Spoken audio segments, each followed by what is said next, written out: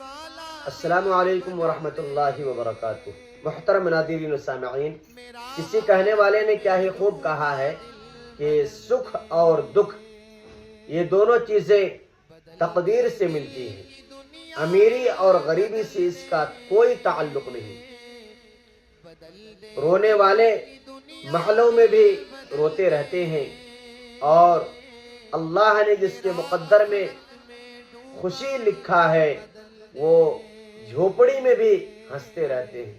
لہذا سکھ اور دکھ میں اس بات کو لانے کی کوشش نہ کریں کہ اس کا تعلق غریبی یا امیری سے ہے، بلکہ یہ تقدیر الہی ہے جس کو اللہ تبارک و تعالی جب چاہیں، جسے چاہیں اور جس حال میں چاہیں عطا کرتے ہیں۔